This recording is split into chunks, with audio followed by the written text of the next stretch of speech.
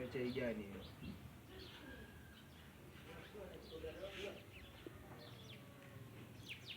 Sasa atakuwa shaingia bwana.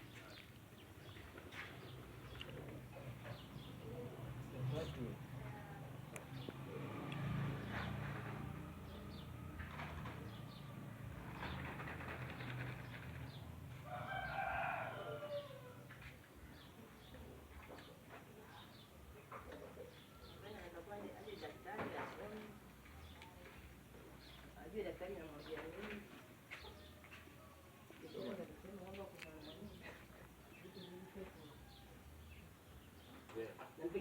ni yeye kwake mwenyewe pambani.